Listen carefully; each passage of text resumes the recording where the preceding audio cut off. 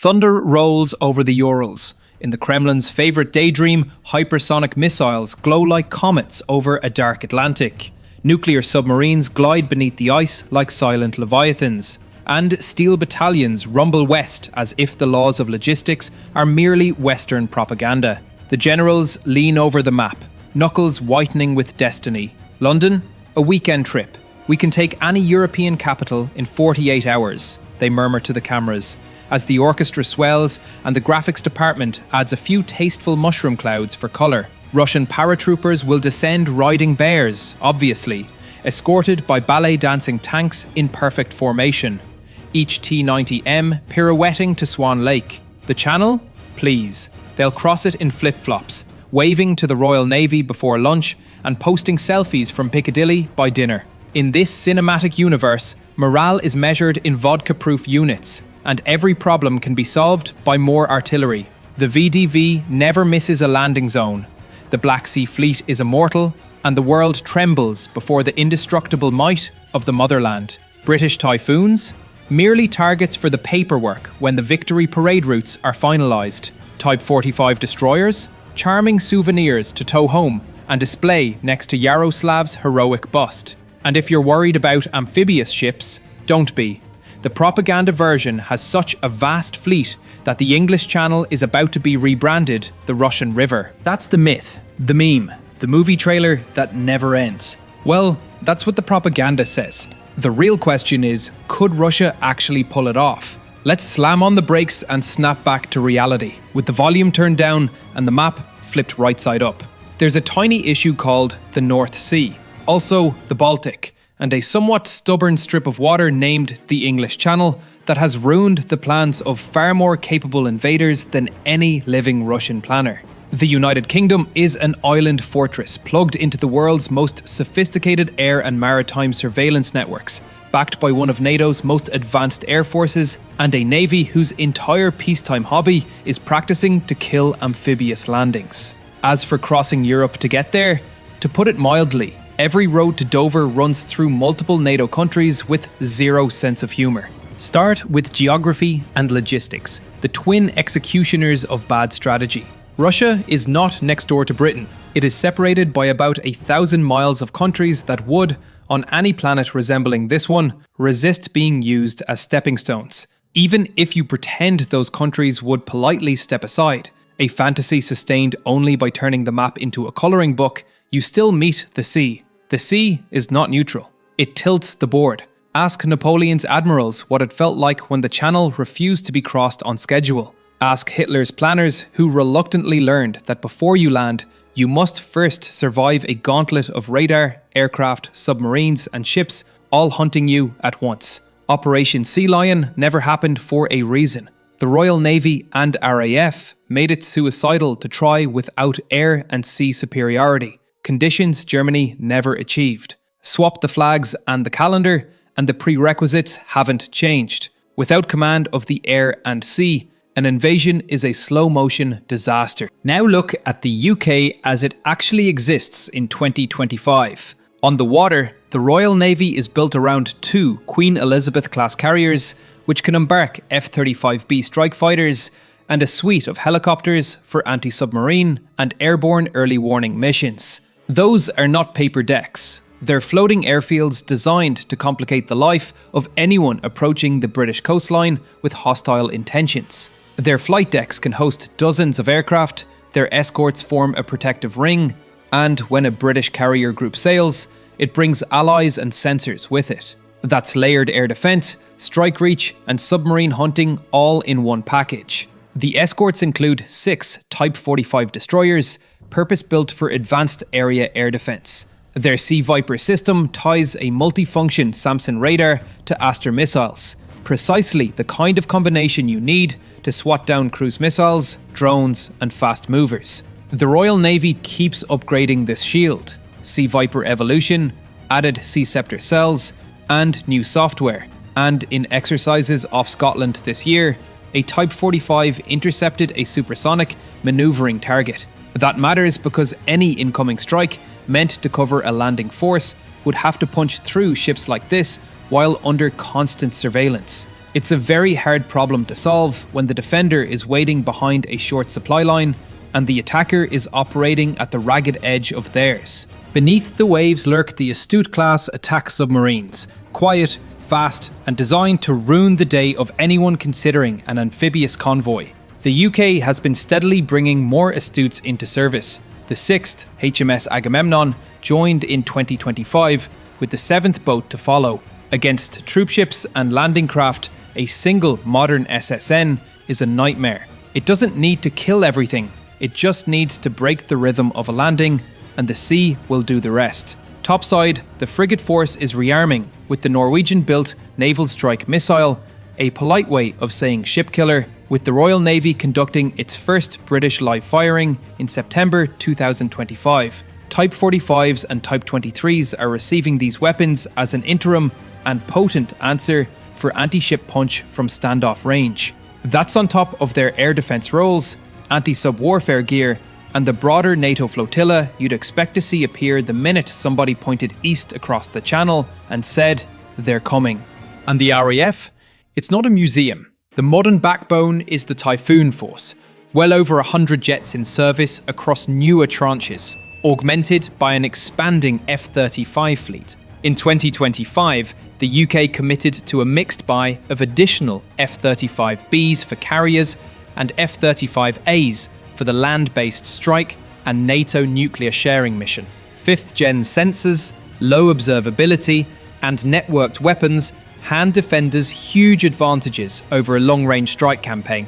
For an invader, every tanker, every forward base, every flight hour is a vulnerability. Britain fights that war from home plate. Russia would be swinging from the bleachers. At the eyes, Britain sits inside NATO's integrated air and missile defence architecture, with allied AWACS patrolling and a new UK E-7 Wedgetail fleet coming online later this decade.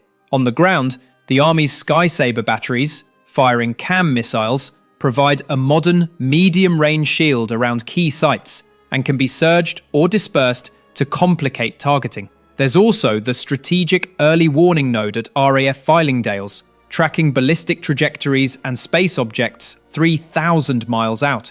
A radar that doesn't sleep and doesn't miss much. If you're assembling a surprise across the sea or in the air, you're going to have a very hard time doing it undetected. That's the defender. What about the attacker? Russia's conventional forces in 2025 are big on paper and bloodied in practice. After years of grinding war in Ukraine, open source and institutional assessments place Russian casualties in the hundreds of thousands, with armoured vehicle losses high and reconstitution increasingly dependent on refurbishing Soviet stocks and mobilising industry under sanctions. Moscow has poured a war economy share of GDP into defence, north of 6% by several estimates and even higher by others. But money doesn't magic up amphibious ships, modern airlift, or seasoned crews. It buys you attrition and time, not miracles. Focus on the one capability that decides whether you can actually step ashore: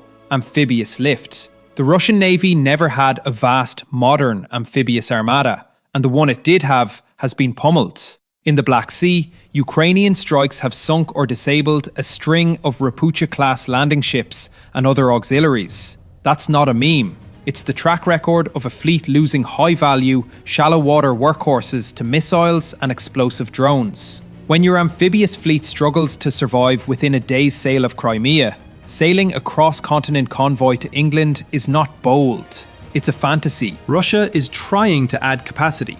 There are Ivan-Gren-class landing ships in service and more under construction, and one new unit launched in 2025. But the numbers are small, the ships carry limited loads, and they don't change the cardinal fact: there is no Russian equivalent of the Allied armada that stormed Normandy.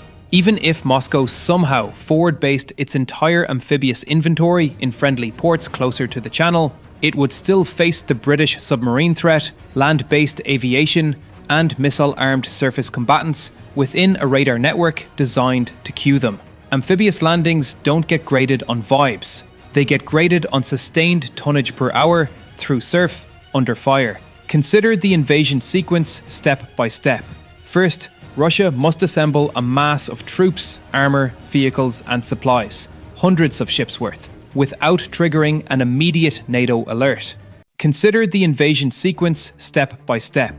First, Russia must assemble a mass of troops, armour, vehicles and supplies, hundreds of ships worth, without triggering an immediate NATO alert. Then it must move that force to embarkation points inside a tight time window, because waiting means detection, and detection means attrition before you launch. Next, you need to shove across a sea lane narrow enough for submarines to set lethal ambushes and dense enough with coastal sensors for the defender to track you almost continuously. Even if you get most of your first wave near the beaches, you have to offload across surf in an environment where smart mines, shore-based missiles, artillery, attack helicopters and strike fighters are all cued by an integrated picture.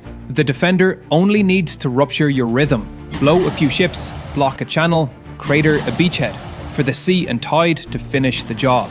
Amphibious warfare is physics with explosions. Meanwhile, the RAF is not interested in letting ships concentrate. Typhoons and F-35s operating from home bases, under friendly AWACS and ground radar, can prosecute ships at a distance. And, if necessary, the staging airfields and logistics nodes that feed the invasion machine. Modern UK air defence missiles, like CAM/Sky Sabre, protect critical points ashore, while the Type 45s extend the umbrella over the surface fleet. This is the opposite of 1940, when Britain raced to build radar chains and shelters. In 2025, it already lives inside a mature, layered detection and engagement system, built for exactly this problem. But what if, you ask, Russia goes for the airborne coup de main? Paratroopers on key airports, air-mobile units seizing bridges, lightning from the clouds. That requires airlift, fighter escort, suppression of air defences and surprise, all at long range, against a country with standing QRA jets, ground-based missiles and a coastline shaped like a radar trap.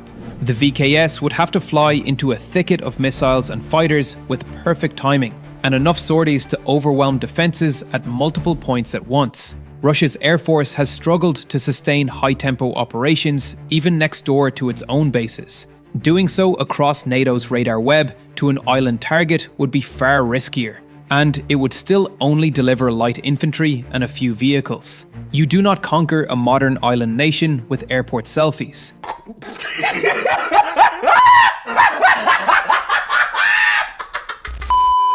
Okay, say our hypothetical Russian armada somehow reaches the channel intact. What then? The channel is a small hunting ground, packed with British advantages. Astute-class SSNs stalking under the thermocline, maritime patrol aircraft and helicopters dropping sonobuoys and torpedoes, Type 23 and Type 26/31 frigates with towed arrays chasing wakes you can't see. And above all, a defender who only needs to keep punching holes in the line to collapse the landing schedule. It's the same hard math that spooked the German Navy in 1940. If the defender brings more sea control and more air control to the choke point, your barges, whether literal or modern, begin to die faster than you can replace them. Someone will say, but Russia has missiles. It does. So does Britain and NATO. The question is not whether missiles exist. It's whether you can create the sustained combined arms conditions to suppress a layered defense long enough to deliver, reinforce, and resupply a bridgehead. The Royal Navy's live intercept of a supersonic target this year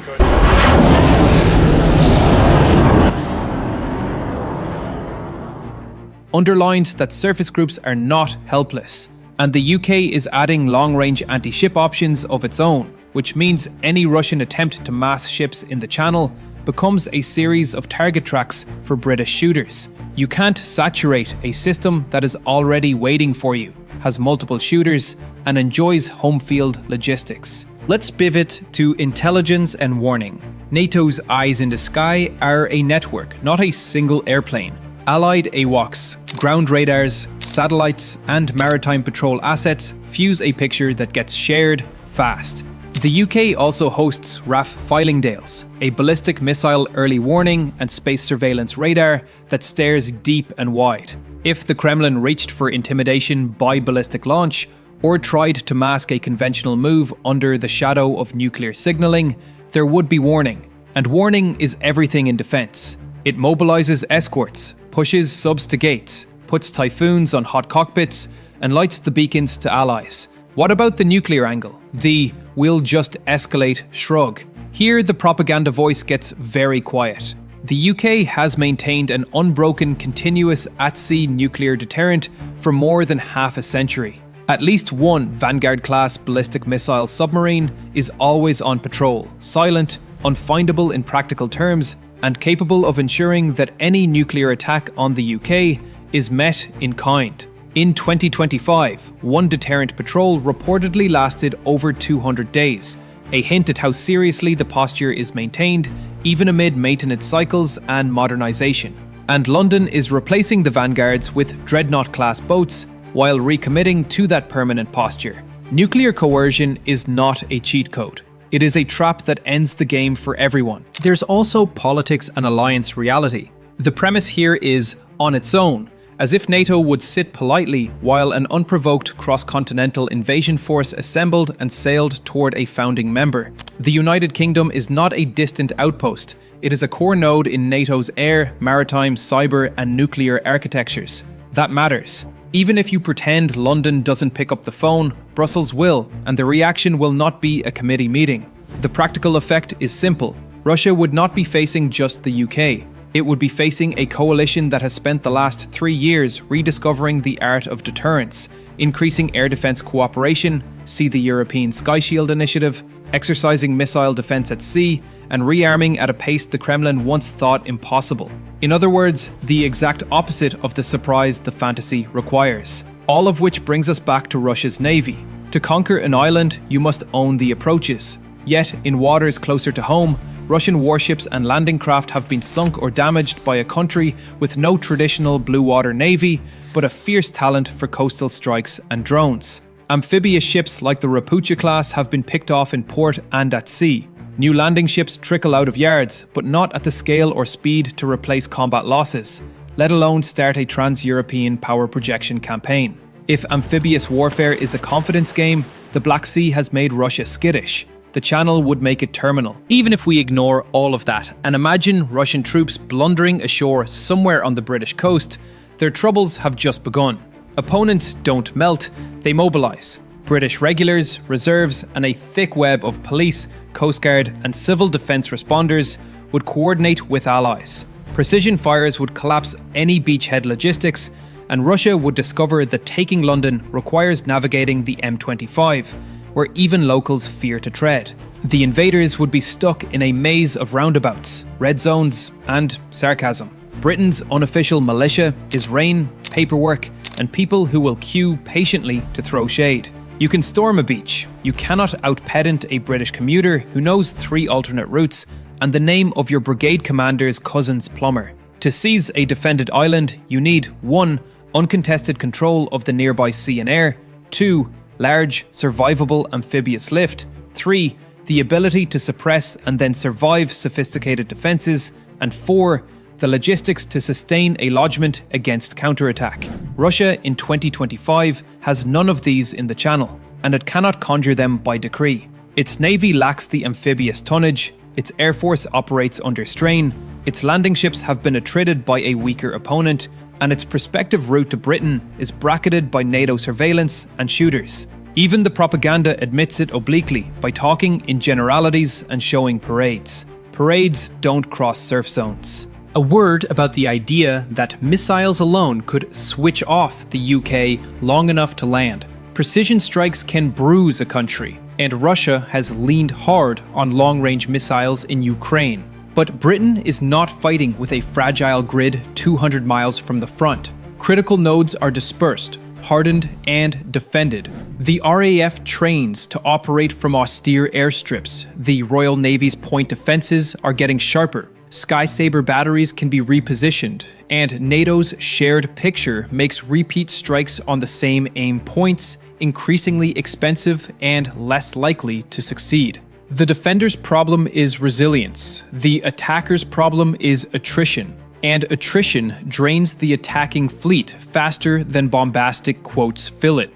We also shouldn't underplay British innovation at sea. The UK is knitting together submarine hunting alliances in the North Atlantic and exporting the very ships designed to stalk adversary submarines. When you see Britain and Norway planning a combined fleet of Type 26 class anti-submarine frigates, that's not a procurement headline. It's a warning label for anyone thinking of sneaking troop ships through the GI-UK gap or along the North Sea. Russia's best chance to protect its convoys would be to eliminate the submarines hunting them. It cannot. Even if Russia landed a battalion in Kent, by the time they fought through London traffic, paid the congestion charge, and learned how to order at a pub without causing an incident, the Royal Marines would have retaken the high ground, and the invaders would be asking for asylum from the weather. The skies will be grey, the tea will be hot, and the sarcasm will be fatal. 3 out of 3 is a tough combo. Russia's conventional forces cannot conquer the UK on their own, not with the current navy, not with the available airlift, not with the Defenders' layered surveillance and integrated air and missile defences, not with a Royal Navy that practices this exact fight and a Royal Air Force designed to punish anything that tries to contest British skies, and certainly not with a British nuclear deterrent that sits silently at sea, making sure escalation theory remains theory. If there's a world in which the Channel can be wished away, NATO politely takes a vacation, and physics calls in sick, maybe the fantasy place. On this Earth, it runs aground. So, could the Russian military conquer the UK on its own? Only if geography, NATO, and physics all take a day off. Now, if you'll excuse us, the kettle's boiled, and unlike certain invasion plans, British tea always lands on time.